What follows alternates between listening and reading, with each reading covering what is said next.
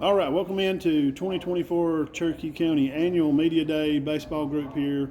We have some guys here from Spring Garden over here. They just finished up a game, had a win over Gillsville here. They'll be playing championship game later on tonight. Thank y'all for coming here and hanging out with me for just a minute and let the community know what's going on with you guys and how things have been going. So introduce yourselves and what class and what position you play. Chapel Pope, senior outfielder. Hayes Garman, junior pitcher / infielder. Connor Bates, junior, I played catcher. Coach, this is your third year here doing Yes, this? sir. 3 years. Wow, it's gone by pretty fast. It has gone by really fast. You're doing a good job over here, first of all. Congratulations on that. Doing a good job. Appreciate it. What have you seen from the guys so far improve since game one? What have you? Well, starting late always slows us down at the beginning of the year for baseball because, typically we have some pretty successful basketball teams. This is game 3 today. We played 2 JV games. From the first game to now, it's more we're trying to still find a rhythm. We came out really hot against Center in the first game, which we need to do again tonight, and we've kind of kept that going, but we're still we get in good rhythm and then we lose it, and we're just trying to get where we're maintaining that rhythm the entire game. And don't have some choppy innings that we have. Like Hopes Bluff, we had a couple choppy innings where we weren't smooth pitching and fielding and hitting all together. But it ended it in a walk-off, so we got it together at the end when we needed to still win the game. And then today, we're sitting there with a chance to get 3 outs in the game, and then they did hit the ball really well. But they put together a few hits and extended the game to another inning. So we're still really looking for that rhythm. Guys, as being seniors and the success that you guys have had over here since, been watching y'all play since y'all were little, what are some things as seniors that you need to do through the season to make sure these younger guys, continue that? Just let them know in the past we've been successful. We can't have no falling off. It's by holding people accountable, like getting in here and working. Connor? Putting in the work, like, don't ever quit. Always believe in yourself, and you'll be good. Just show them how to come up here on your own, get in extra work, and do what you got to do to be successful. Who's some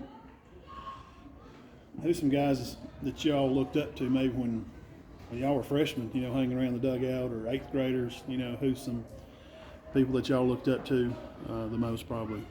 I had my brother ahead of me. That's someone good to look up to. He always pushed me to be the best I could be, held me accountable more than anybody. One of mine would be Cam Welsh. His work ethic, that's what really got him to Barrett.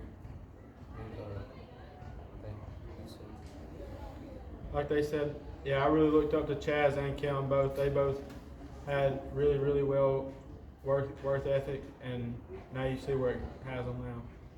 Yeah, Coach, and doing this your 3rd season now, what's things that you to try to keep the pages turning? And I know you don't want to look ahead, but think about when these guys are gone. What do you need to do to keep that going? It's being it's having that same standard and holding the junior high kids to that same standard of the work and actually a lot of people struggle sometimes, not here but like kids actually caring about winning and losing, being competitive, stuff like that, and that's things that we are thankfully here we're able to do and work on in first block athletics with middle school, with practice. Coach Miller, Coach Benefield, they do a great job with the junior high kids. Developing them and getting them ready for the varsity level, the JV level, and I would say that's the key part of continuing starting there. And then once they move up to varsity with me and Coach Greg, just staying on them and keeping them accountable. And my job is really easy. His job is really easy when we have kids like these and the kids we've had the last 2 years that are going to hold you accountable, and they have no problem making sure that you understand when you're meeting that standard and when you're not. Mm-hmm. And that's the biggest thing that we have going on here is we have that great culture where, you gonna mess up, but you better mess up full speed. It's kind of it's unsaid, You know, back when I was first started coming over here, Riley and Weston and Luke, you know, it's just in the dugout and it was known. You know, they didn't hardly have to say nothing. You know, when Chaz was younger and, you know, those guys were coming through, they always picked each other up. You know, nobody ever really doubted each other, you know, and that's something they got to see, you know, as a young age coming through. Oh yeah. What about you, your special super assistant coach? Best assistant coach in the country. Couldn't do it. Couldn't make it work without him. You know, like I said earlier, you know, we was talking to him, Coach Garmin. I mean, I couldn't have got the field halfway ready without them. I mean, they came out here. You know, Coach Greg and Coach Bowman came out here the night before with me, and we tried to push some water off the field and pump some, and then, you know, went home for a couple hours and came back and went straight back to it and worked all day. You know, he does a great job, like, working with these kids. They respond really well to his coaching, and he does a really good job changing his coaching to different kids, so, you know, we can be successful. And that's something a lot of coaches have to do, and you know, that's something, you know, I struggle with sometimes is, you know, figuring out exactly how to coach a certain kid to get them to where we need to be at. Mm-hmm. You know, he does a great job on the infield and hitting, helping me just get everything ready, planning, and then for the most part just keeping me from having a heart attack. Getting thrown out of the game, maybe. Getting thrown out of There you go. having a heart attack, stroke, getting thrown out of the game. So anything like that. I mean, I'm really thankful to have the assistant coaches that we have here for the baseball program. Looking, I know we don't like to look back, but just how, when your season kind of comes to an end last year, who's a few of those teams that you may feel like you may see again when you get playoff time and those type of teams? Well, we know we're going to see our 3 area teams, and which I love the county tournament. Mm-hmm. I do. I think it's something that kids need to take. You know, they need to care about. It's something that you can hang your hat on for the county stuff, and it.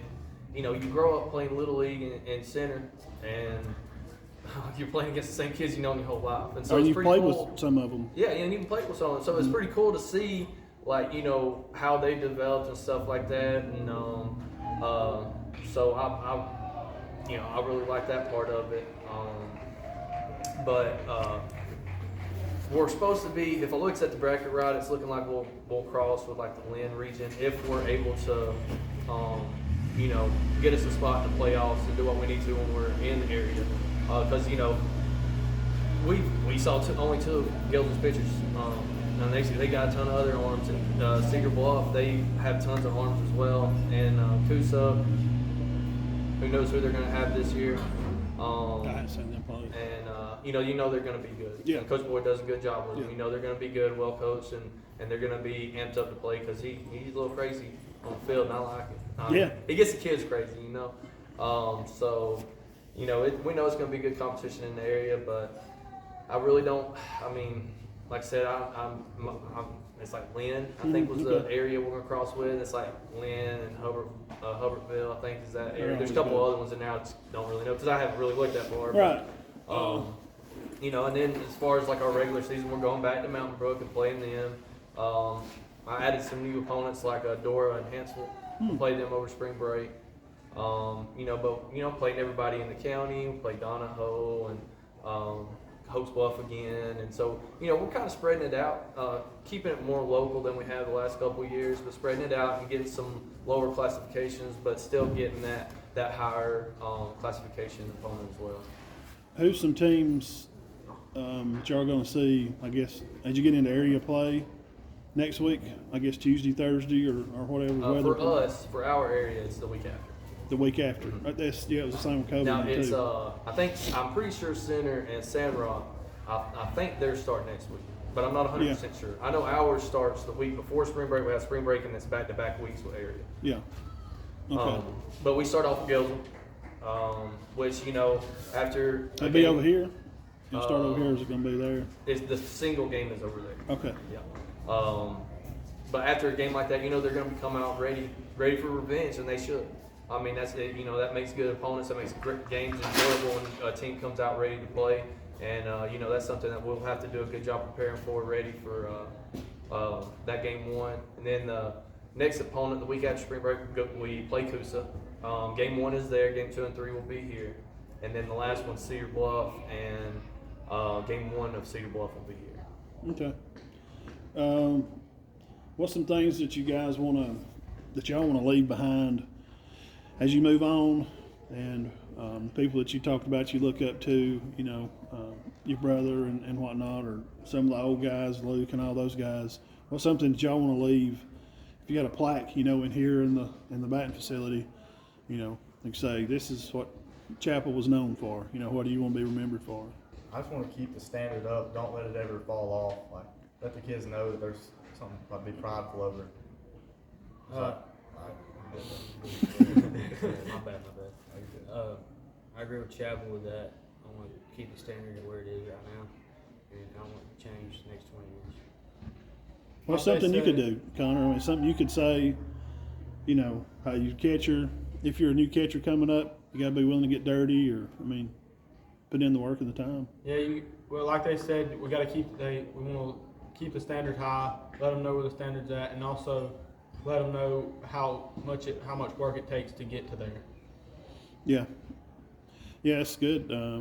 Always been successful here. It's been fun watching you guys, and it's going to be kind of sad, seeing, But, anything else you want to add? I think we covered everything. Yep. Thank you for your time, and good luck tonight. Yeah. Thank you. Okay, thank you. Appreciate y'all doing this for us. too. Oh, absolutely. I think it's a really good thing getting the kids out. I do.